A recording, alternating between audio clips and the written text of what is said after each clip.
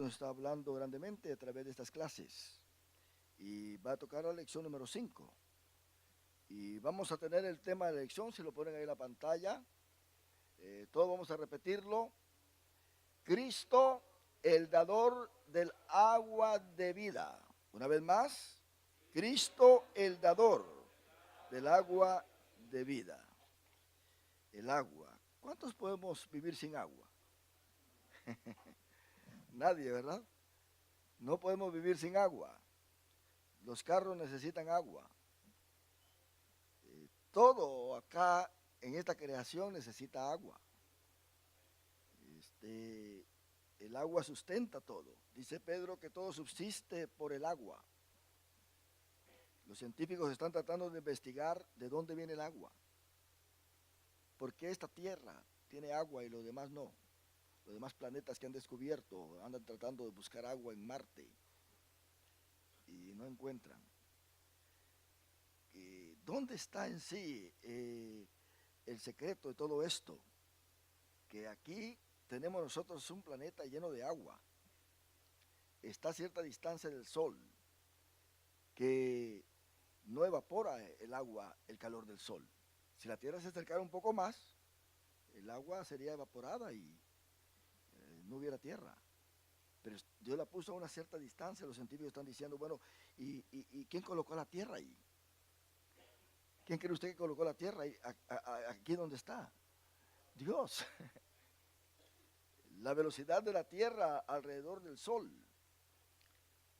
1000 millas por hora, imagínese usted.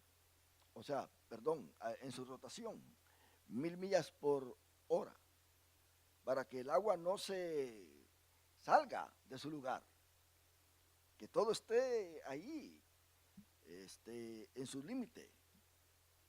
Dios trata con el agua. El agua se compone solamente de 3 moléculas. A ver, caballero, ¿cuáles son esas 3 moléculas? ¿Ah? Sí, pero ¿cuánto tiene de hidrógeno? 2 moléculas de hidrógeno y una de oxígeno. Ahí está el agua ya compuesta. No podemos nosotros decir el agua tiene más cosas. Es insípida, incolora. Pero no despreciable, ¿sabe? ¿Quién va a despreciar el agua? Y el agua es gratuita. Dios tiene ríos. El agua del mar no se puede tomar. El agua del río sí, ¿verdad que sí? ¿Cuántos de nosotros hemos tomado agua de río? Sí, pues todo, ¿verdad? Agua del pozo que se hace allá donde no hay agua potable. Los animales necesitan agua, buscan por el agua, les agarra sed. Y el que tiene sed busca el agua, no espera que el agua lo busque a él, porque el agua nunca va a llegar.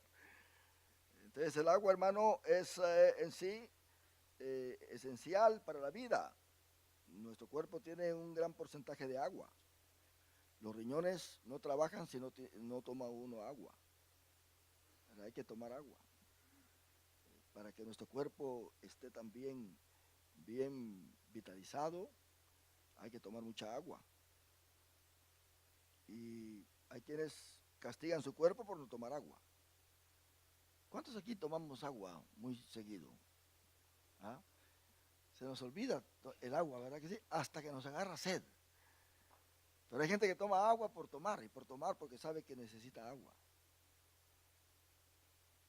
Pero qué rico es tomar agua cuando uno tiene sed.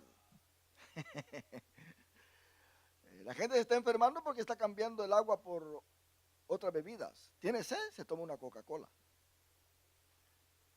Tiene sed, se va y se toma un Red Bull. Se toma un Monster.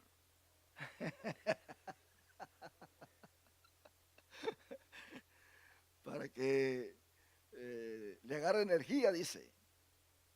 ¿Verdad? Y al rato le agarra un ataque al corazón. ¿Verdad? Porque eso es peligroso. Entonces se está reemplazando el agua por otras cosas. Entonces el que tiene sed y toma el agua pura se beneficia bastante porque está tomando agua pura. El cuerpo pide agua, no pide soda, ni pide otras cosas más, pide agua. Cuando la garganta se seca, hay que darle agua, hermano. Y la sed es algo que interrumpe la mente humana cuando no se sacia. Una persona con sed no atiende nada. Tengo sed, se desespera, ¿verdad? Y, y si no hay agua, de donde quiera va a tomar agua, ¿verdad? Yo recuerdo una vez que estábamos en un lugar solitario y no había agua usted. Y como que había llovido días antes y encontramos ahí una poza. Olvídese, y para sobrevivir, ¿qué vamos a hacer? ¿Sabe qué hice yo? Soplar ahí, mire, o sea, trabajar lo psicológico nada más, ¿verdad? Soplar y la basura se hacía para allá y algunos gusanitos por ahí, ¿verdad? Soplar y ¡pum! Tomar para que nuestra garganta no se secara y no muriéramos ahí de sed. Hay gente que cuando viene cruzando la frontera no tiene agua y cualquier cosa toma. Los que están entrenados para cuando se pierden en un bosque o algo, ellos saben muy bien cómo sobrevivir. Y muchas veces cuando no hay agua, pues ellos estudian muy bien la clase de árboles y eh, plantas que hay y todo esto, lo que llamamos nosotros bejucos, ¿verdad? Que muchas veces la gente que no sabe, pues se muere y dice, ya me estoy muriendo de sed, pero de repente los que saben ven un bejuco ahí, lo cortan y está saliendo agua. Entonces toman agua o agarran raíces y las mastican y sale agua, ¿verdad? O sea, aprenden a sobrevivir, pero el que no sabe se muere teniendo ahí ¿verdad? La manera de sobrevivir. Allá en Israel, en esos lugares ahí, hermanos, son lugares desérticos y el agua pues realmente es muy deseada. La gente allá a través de la historia se ha peleado por el agua. Cuando Jacob, dice la Biblia, que habría pozos y sus enemigos llegaban y como no podían tomar ese pozo, se lo tapaban. Gente que tenía envidia. Hasta que en cierta ocasión se quedó solamente un pozo por ahí, que le llaman el pozo de Jacob, donde se encontró Jesús con la samaritana. Era ese el pozo de Jacob. Y había agua ahí, porque imagínense de qué tiempo estaba ese pozo ahí. Y la samaritana fue a sacar agua. Y Jesucristo le dijo a la samaritana, dame de beber. Y como vamos a aprender ahora, los judíos y los samaritanos no se llevaban entre sí. Entonces allá, hermano, el agua es muy vital.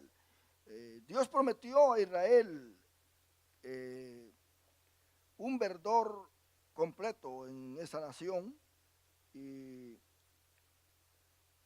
los israelitas lo que están haciendo ahora, los judíos, es sembrando árboles. Y la ingeniería de esta nación ha inventado una manera de suplirse de agua para regar sus siembras. Imagínense que aprovechan el rocío de la mañana, que se acumula y ese rocío sirve para regar.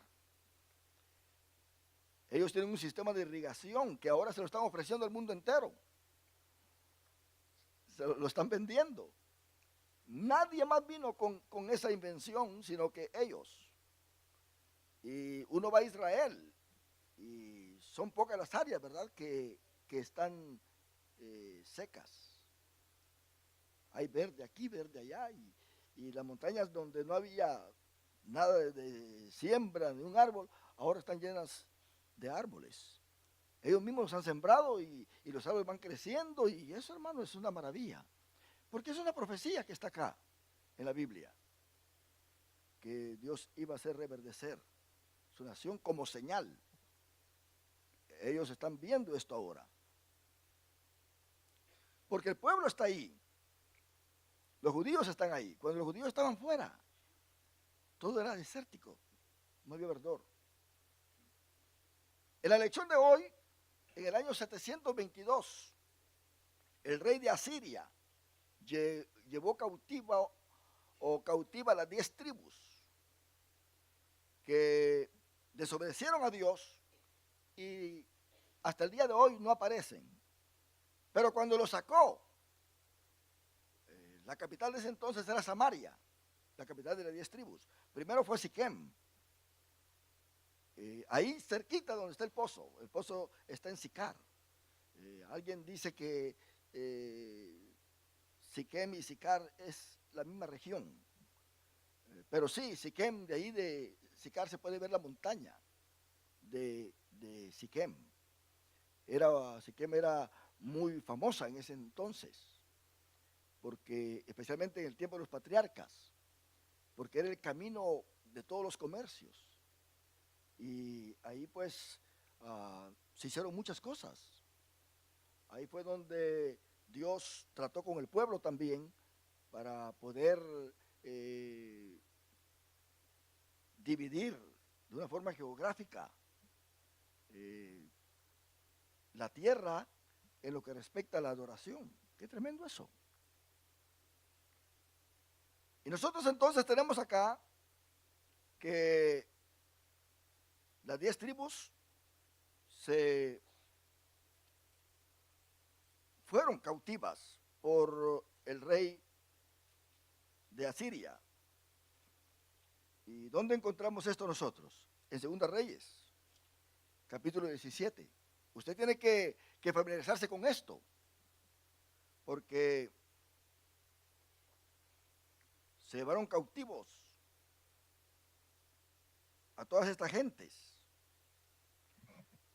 Y vamos a familiarizarnos con este capítulo para que usted sepa muy bien por qué es que hay esta contradicción entre los judíos y los samaritanos.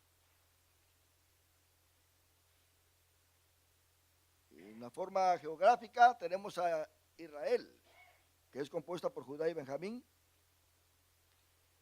Yéndose al norte está Samaria. Y yendo más al norte está Galilea. Así que tenemos Israel, Samaria y Galilea. Cuando el judío quería pasar a Galilea, el río Jordán está acá de este lado. Cuando el judío quería ir hacia Galilea, por no pasar por Samaria porque se podía contaminar, cruzaba el río Jordán y se venía de este lado del río Jordán. Y allá cerca del lago de Galilea, entonces cruzaba para llegar a Galilea. Entonces cuando traían en sí vino o cualquier otra cosa o aceite de esta región, no lo pasaban por Samaria porque entonces se contaminaba el aceite. Y cruzaban el Jordán otra vez, se venían de este lado y al llegar allá por Jerusalén, pues cerca del Mar Muerto, entonces cruzaban para que el aceite no se contaminara.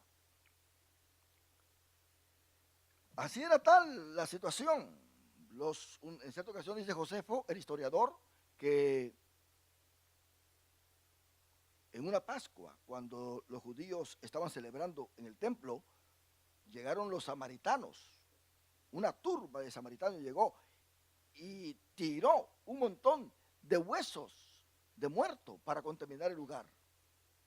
Y para un judío tener huesos de muerto en su lugar ahí es una contaminación terrible.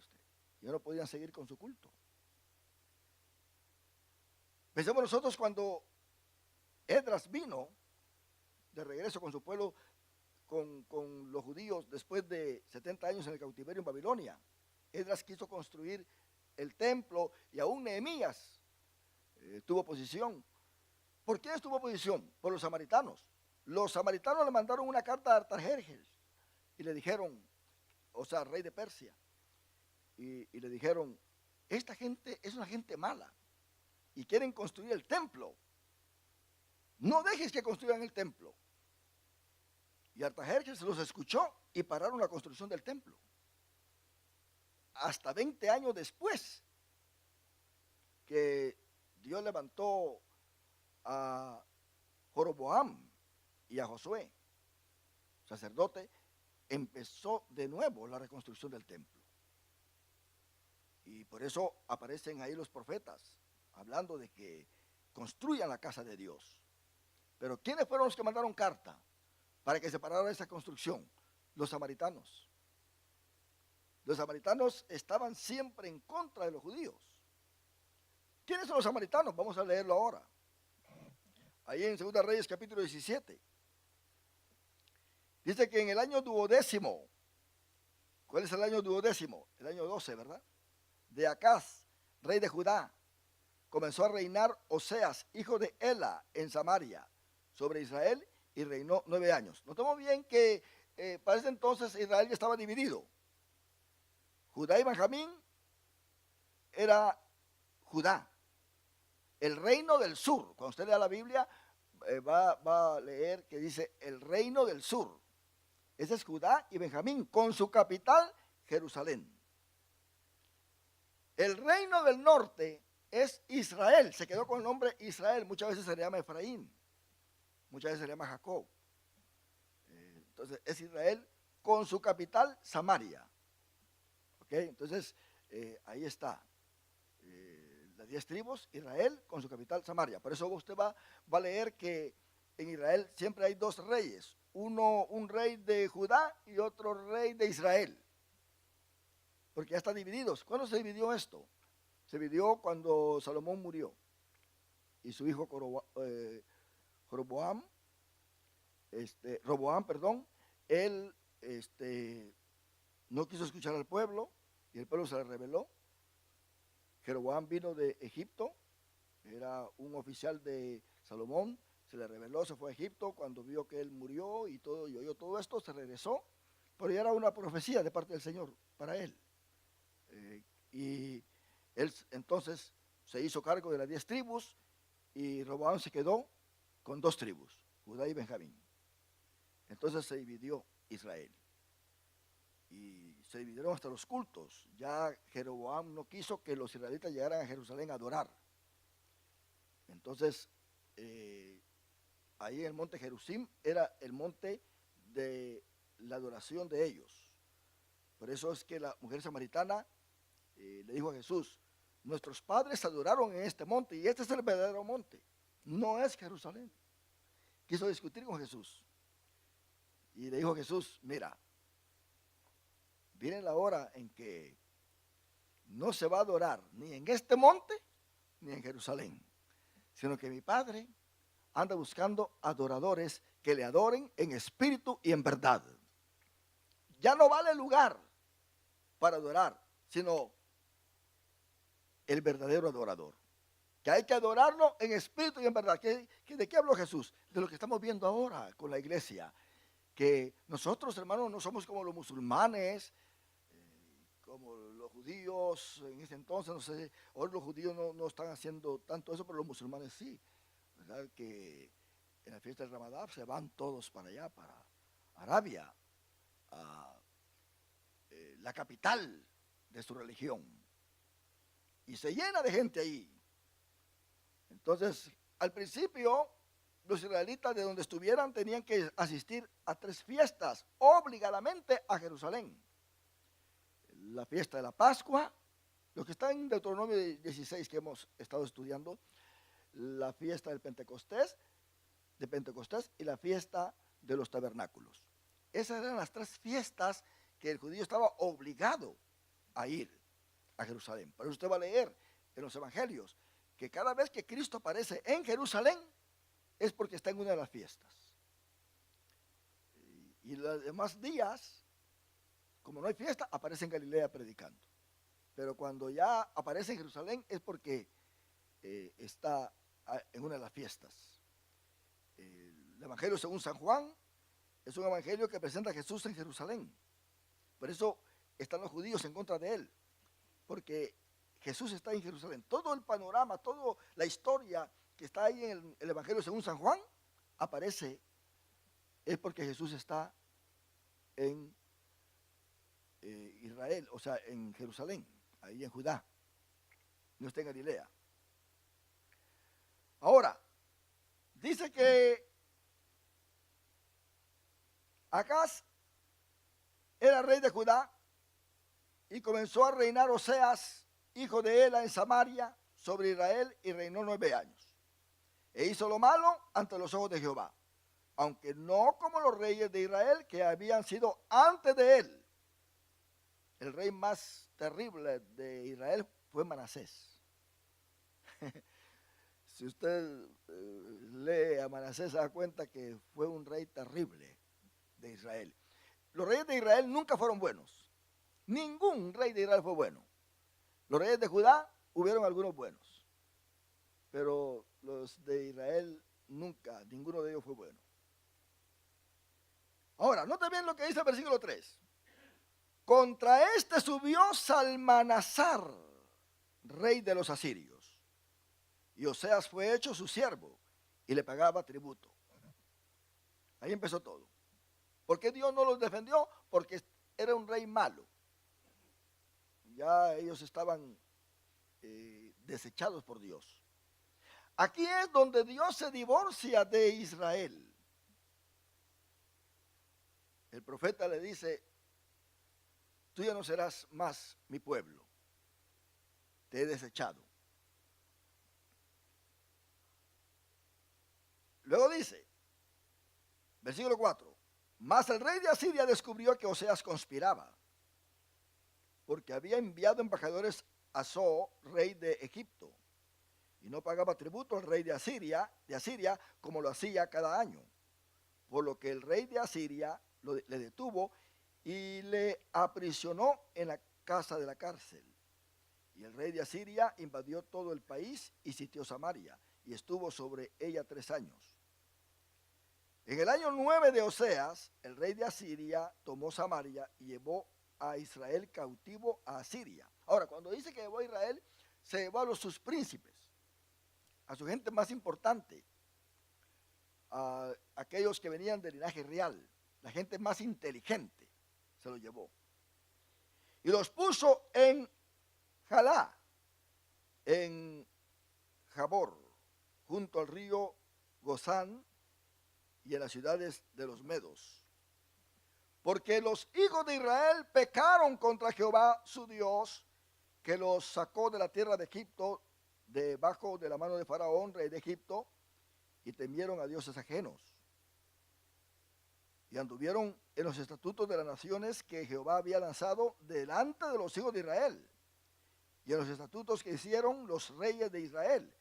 Y los hijos de Israel hicieron secretamente cosas no rectas contra Jehová su Dios, edificándose lugares altos en todas sus ciudades, desde las torres de las atalayas hasta las ciudades fortificadas.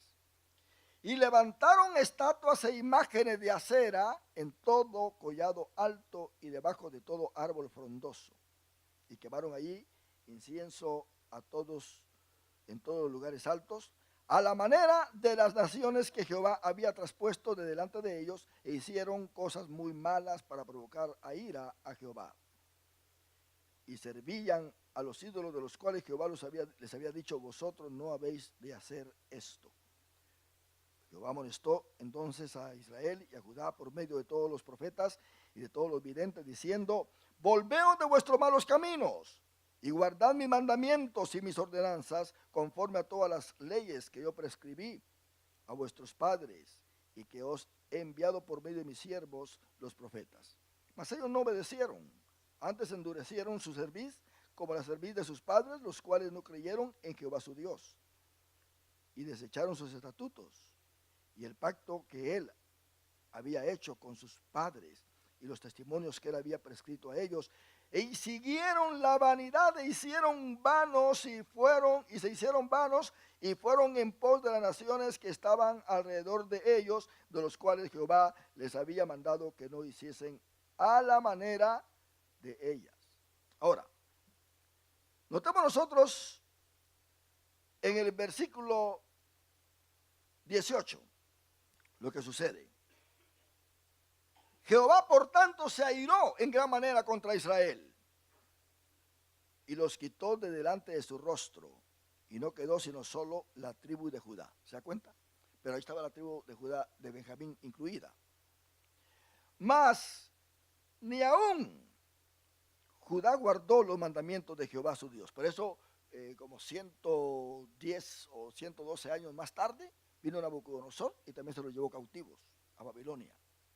Pero la tribu de Judá sí regresó a los 70 años. ¿Por qué regresó? Porque de ahí tenía que venir el Mesías. Y esa tribu no tenía que desaparecer. Ahora, veamos nosotros el versículo 24. Y trajo el rey de Asiria gente de Babilonia, de Cuta, de Aba, de Amat y de Sefarbaim, y los puso en las ciudades de Samaria, en lugar de los hijos de Israel, y poseyeron a Samaria y habitaron en sus ciudades. ¿Qué clase de gente entonces vino a vivir a Samaria? Gente extranjera, de otras naciones. Entonces, los samaritanos son israelitas mixtados con asirios y otras naciones, que se quedaron ahí viviendo, pero ya siguiendo otras costumbres. Entonces se volvió este pueblo pagano, y también a ellos los judíos le llamaron gentiles. Dios mismo le llamó gentiles porque los hizo Dios semejante a las demás naciones, así los catalogó. Por lo tanto, también ellos son llamados gentiles. ¿Se da cuenta? Así que los israelitas que ahora mismo están regados en todo el mundo, esas 10 tribus, son consideradas esas tribus gentiles. Pero para eso vino Cristo, para traer de regreso a estas 10 tribus y formar de nuevo el Israel que estaba antes de 12 tribus. Ahora, notemos nosotros acá que ellos habitaron y poseyeron Samaria. Y aconteció al principio, cuando comenzaron a habitar allí, que no temiendo ellos a Jehová, envió Jehová contra ellos leones que los mataban. En otras palabras, como ya no habían verdaderos israelitas, ahora los leones como que no reconocían a esa gente. Y los leones estaban matando a toda esa gente que estaba ahí.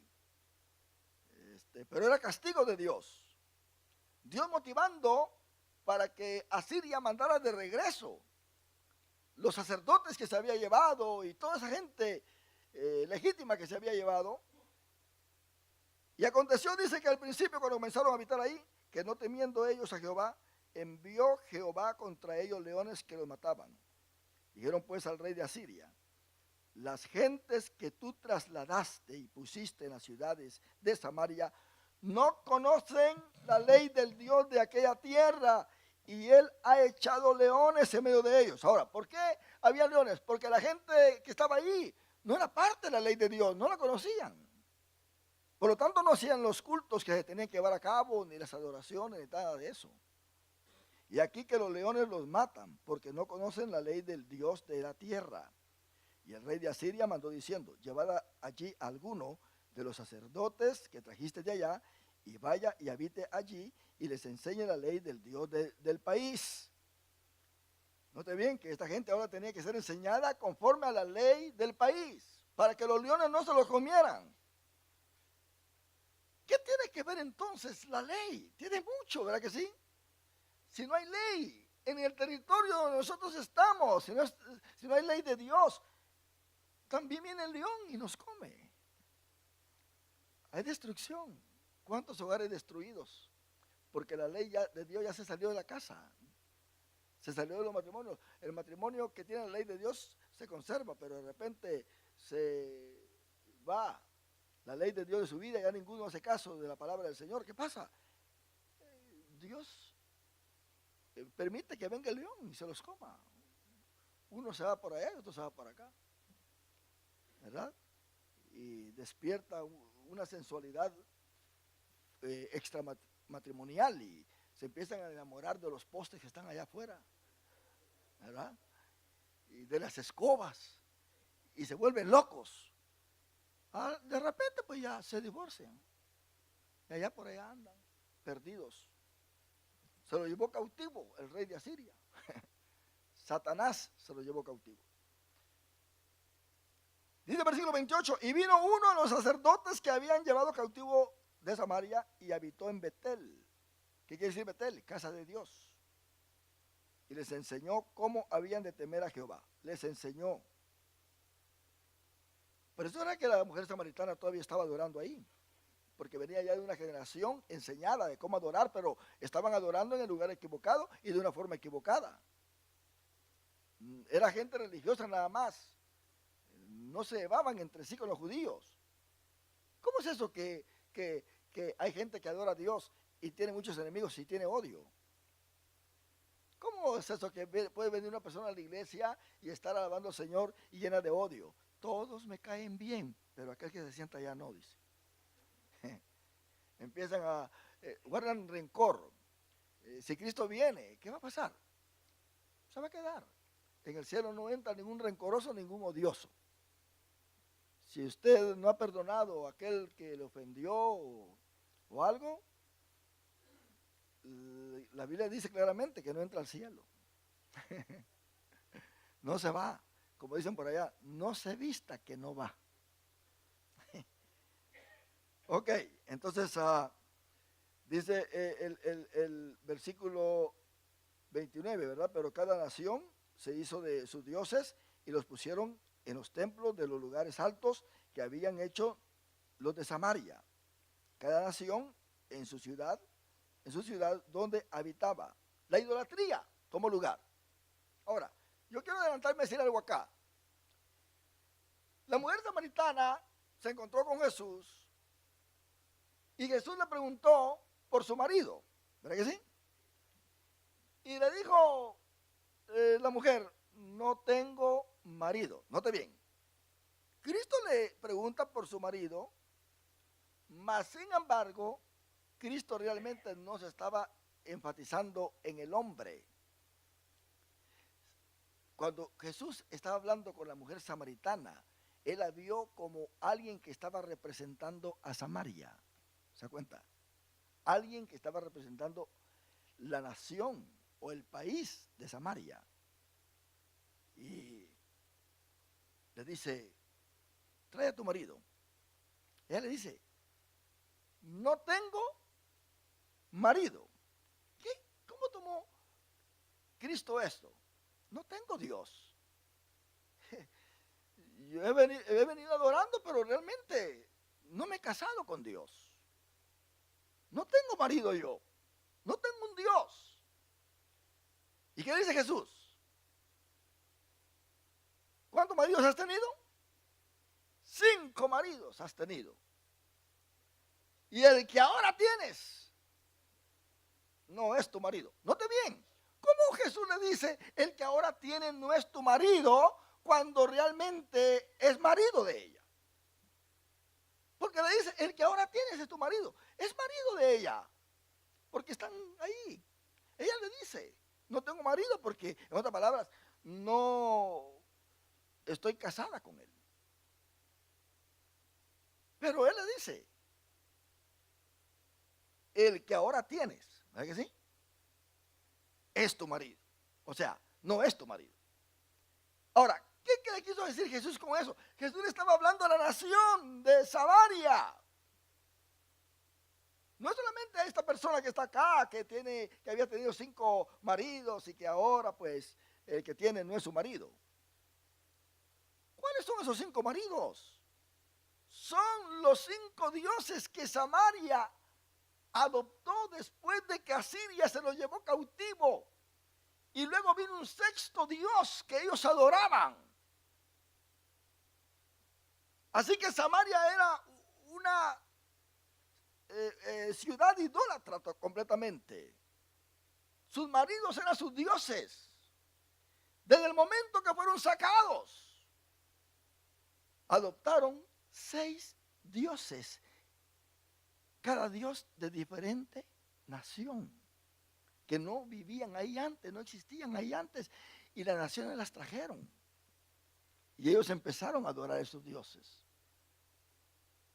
En otras palabras, Cristo estaba diciendo a la mujer samaritana: el Dios que ustedes ahora tienen no es el verdadero Dios. Ustedes están sedientos.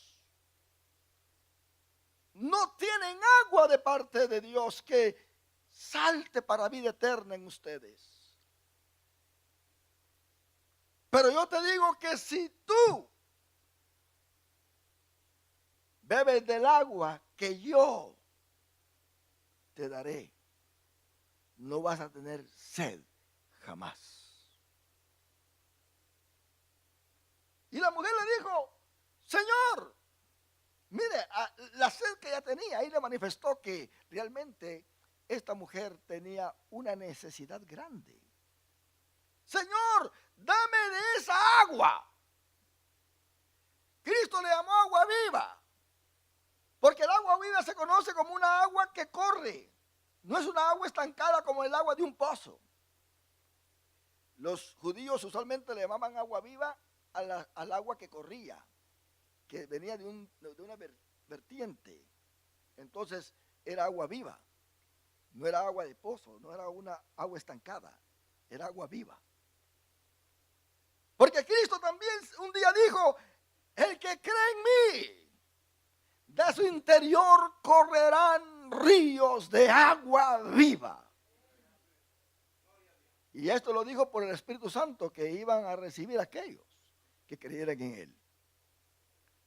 Así que el agua que sacia nuestra sed espiritual no es el agua que viene de afuera, es el agua que viene de adentro de nosotros. ¿Por qué de adentro de nosotros? Porque Cristo está en nosotros.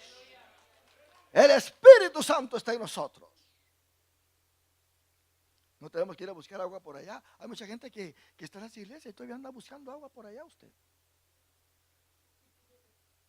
Se va hasta con los brujos a buscar agua usted, ¿verdad? Una intranquilidad que les da. No, el agua viene de adentro de nosotros, aquí está. Si estás en la casa y tienes sed de Dios, ahí está el dador del agua de la vida. Ahora, veamos nosotros lo que pasa con estos dioses. Aquí en 2 Reyes 17, versículo 30. Los de Babilonia hicieron a Sucot Benot. Los de Cuta hicieron a Nergal. Y los de Amat hicieron a Sima. Los sabeos hicieron a Nibás y a Tartac, que era una pareja. Ahí hay 4.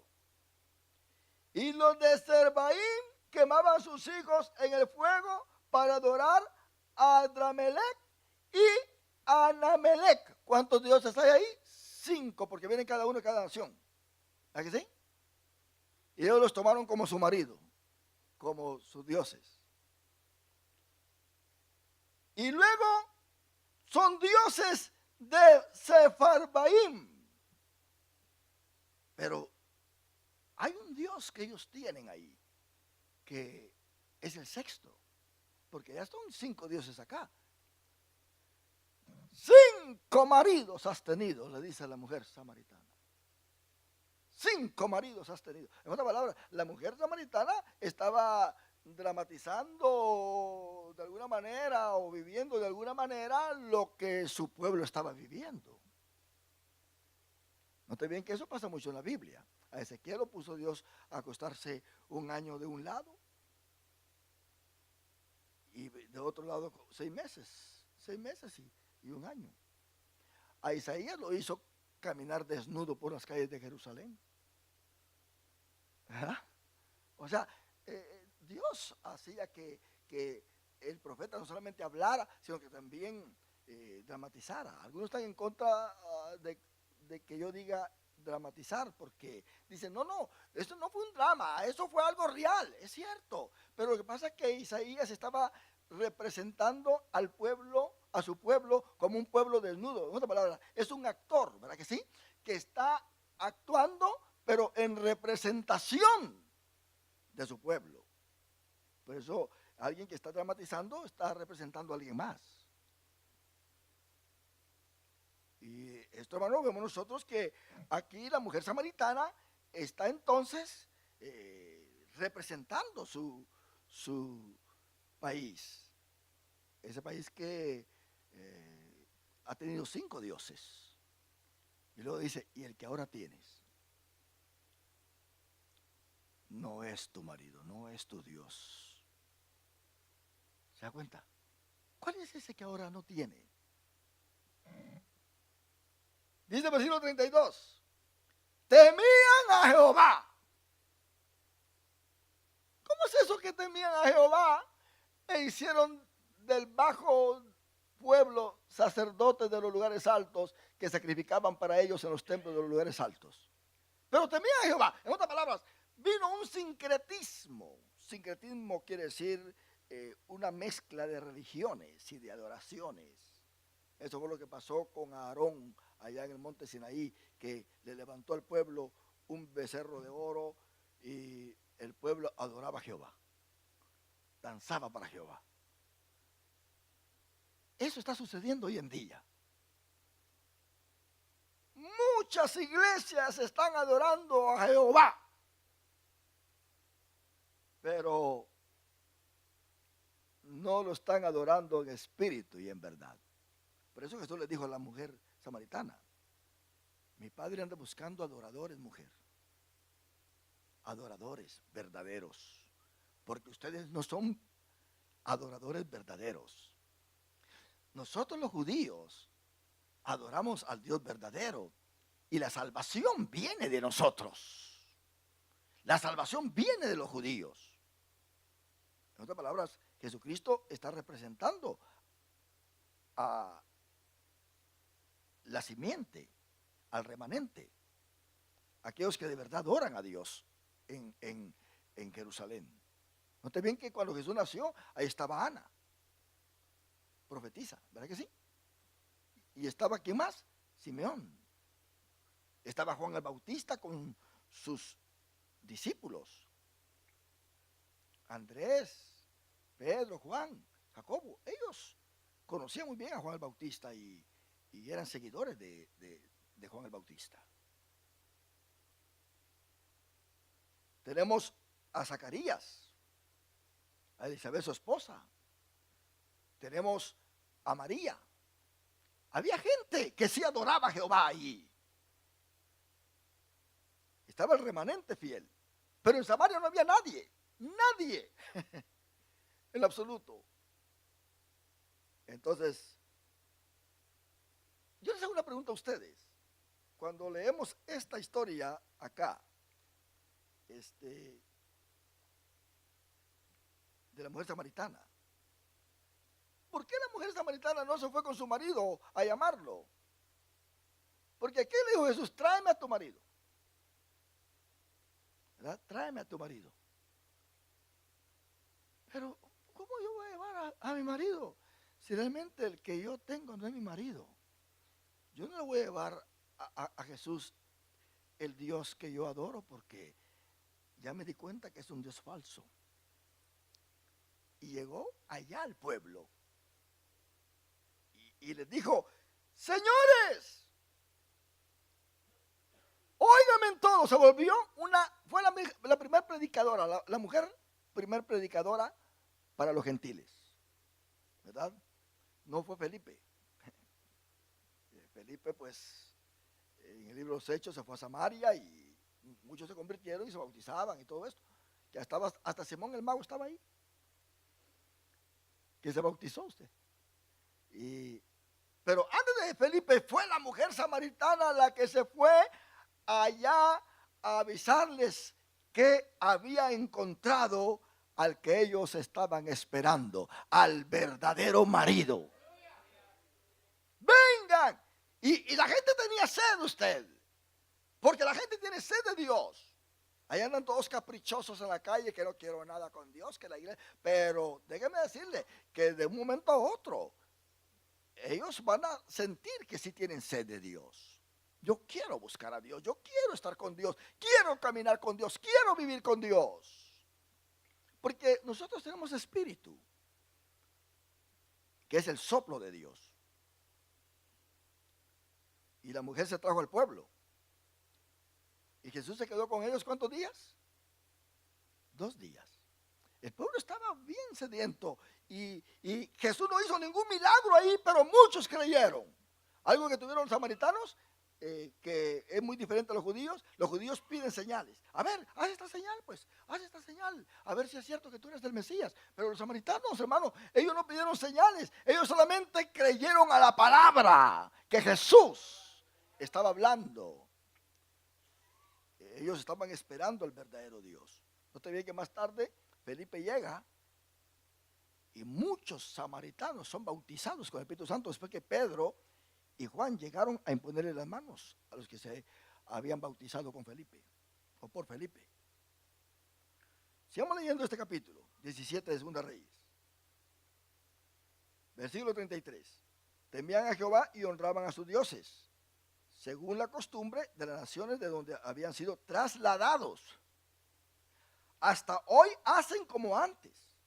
Ni temen a Jehová, ni guardan sus estatutos, ni sus ordenanzas, ni hacen según la ley y los mandamientos que prescribió Jehová a los hijos de Jacob, al cual puso el nombre de Israel, con los cuales Jehová había hecho pacto, y le mandó diciendo: no temeréis a otros dioses, ni los adoraréis, ni les serviréis, ni les haréis sacrificios. Mas a Jehová, que os sacó de tierra de Egipto con grande poder y brazo extendido, a este temeréis, y a este adoraréis, y a este haréis sacrificio. Qué tremendo, hermano. Dios les da esta palabra de que no se olviden de este pacto.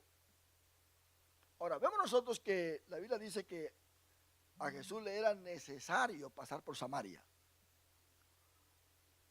¿Por qué dice así? Porque ni el mismo Jesús pasaba por Samaria. Él se cruzaba el río y se iba y allá lo cruzaba otra vez para llegar a Galilea. Pero ahora le era necesario pasar por esa tierra. Aquí está Judea, aquí está Samaria y aquí está Galilea y el río Jordán que corre acá. Entonces, para ir a Galilea, por ley tenían que pasar por Samaria, porque Samaria está en medio. Ahora, Jesús vino a poner paz, ¿verdad que sí? A unir los corazones. Y él cuenta, llega uno de los judíos, maestro de la ley, le dice, oyes, ¿quién es mi prójimo, pues? ¿A quién yo tengo que amar? ¿Y qué hizo Jesús? Les contó la parábola del buen samaritano, de uno de sus enemigos. Le dice, mira, hubo uno que vino y los ladrones vinieron y lo hirieron, le robaron y lo dejaron ahí casi muerto. Pasó un levita, uno de los judíos, uno de los mismos de ellos. Pasó un levita, lo vio y se fue de largo. No tuvo compasión. Venía un sacerdote, lo vio y que se muera. Ahora, note bien. Y el que estaba ahí herido era un compatriota de ellos. Era uno de ellos, de su misma gente. Cuando Cristo dijo, ama a tu prójimo, en el libro de Levítico le estaba diciendo que amen a sus hermanos, de su misma sangre, de su misma gente.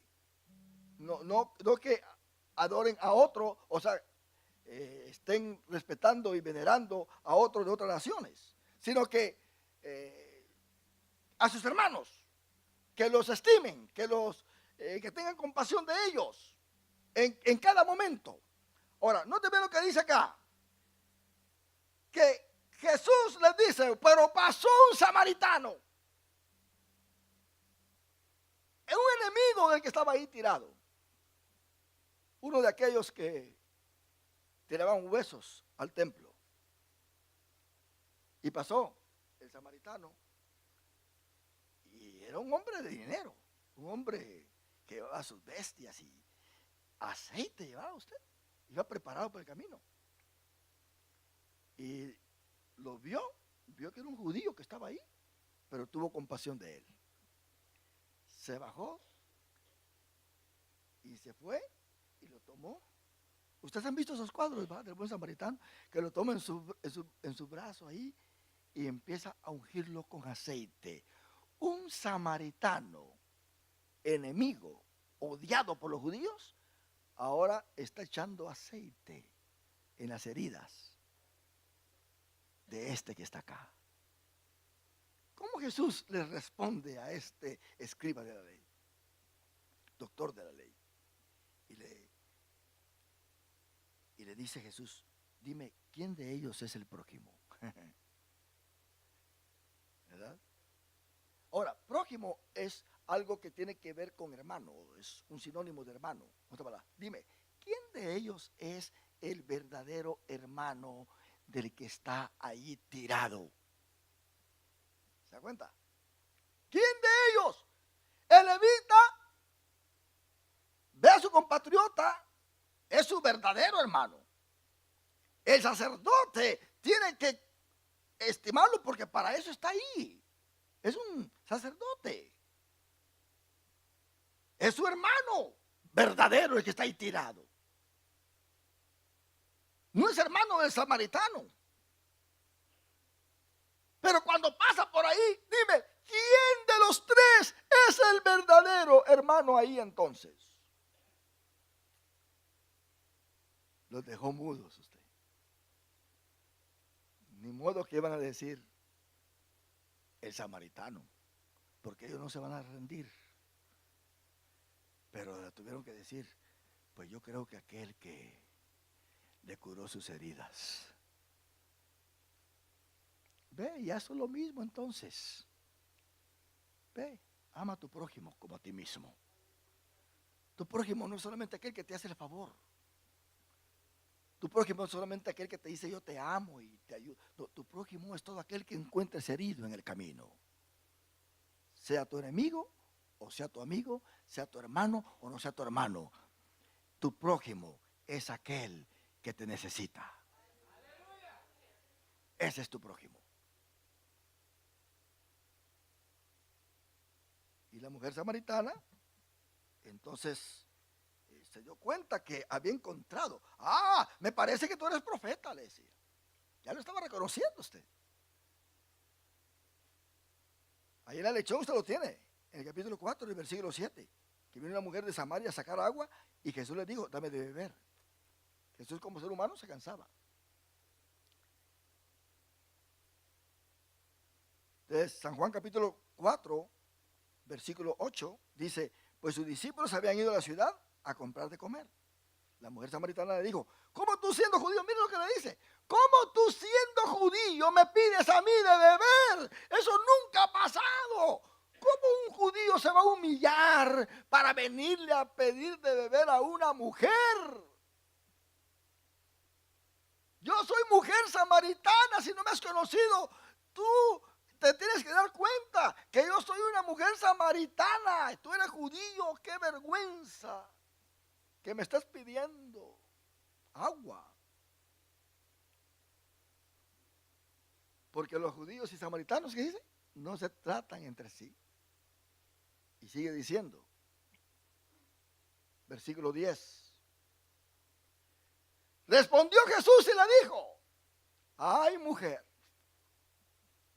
Muchas veces uno se encuentra con cosas que no reconoce usted. Pero le dice Jesús, si conocieras el don de Dios, ¿y quién es el que te dice, dame de beber? Tú le pedirías y él te daría agua viva, no de esta agua estancada. Te daría agua que corre, agua que corre, agua que quita la sed. La mujer le dijo, Señor, no tienes con qué sacarla, porque ella no le iba a servir a usted. Ella no le iba a servir a un judío, porque si no el pueblo se le iba a venir encima. Hágale usted un favor al enemigo de un amigo suyo o de una amiga suya, se va a dar cuenta que después ni le habla. ¿Verdad? No, ya no me quiere, este es un hipócrita. ¿Y por qué? Porque ayudó a mi enemiga, aquella que no me quiere. Ahí le dio un vaso de agua a usted. ¿A poco no? ¿Cuánta gente se detiene de hacer el bien simplemente por agradar a su amigo o a su amiga? Pero ¿estaba Cristo agradando a los judíos ahí? No. Si venían los judíos y veían a Jesús que le estaba pidiendo agua a una mujer samaritana, hasta lo hubieran apedreado ahí si Jesús se hubiera dejado. La mujer le dijo: Señor, no tienes con qué sacarla. El pozo es hondo. ¿De dónde pues tienes el agua viva? ¿De dónde la tienes? Aquí no hay otro pozo. Este es el verdadero pozo, el único. ¿De dónde vas a sacar esta agua? ¿Acaso eres tú mayor que nuestro padre Jacob? Mire qué tremendo. Los judíos llamaban a Abraham padre. Nuestro padre es Abraham. Pero los samaritanos decían: nuestro padre es Jacob. Hasta en eso estaban divididos ustedes. Del cual bebieron él y sus hijos y sus ganados. Tú no eres mayor que nuestro padre Jacob. Es por demás. ¿Por qué me estás ofreciendo agua viva? Respondió Jesús y le dijo: mujer, cualquiera que bebiere de esta agua volverá a tener sed. Tú vas a llevar tu cántaro lleno de agua y vas a tener que volver. Mas el que bebiere del agua que yo le daré no tendrá sed jamás, sino que el agua que yo le daré será en él una fuente de agua que salte para vida eterna. Nota bien a dónde la estaba llevando Jesús. Jesús la estaba llevando a lo espiritual, no a lo material. La mujer estaba enfocada en lo material, pero Jesús estaba enfocado en lo espiritual. Por eso sus maridos eran sus dioses. Y sigue diciendo, la mujer le dijo: Señor, dame esa agua. De modo, ella estuvo creyendo que nunca más iba a venir al pozo a sacar agua. Ella no estaba pensando en el agua de la vida eterna, estaba pensando en el agua, ¿verdad? Que nosotros bebemos, como tenemos sed, el agua material. Señor, dame esa agua para que no tenga yo sed, ni venga aquí a sacarla. ¿Se da cuenta? Dame esa agua, ya no quiero venir acá. Y llegó al mediodía usted. Quizá porque no quería que las otras mujeres la vieran, porque ninguna le hablaba. Había tenido 6 maridos ya, en cuenta. A esta mujer le gustaba la vida alegre usted.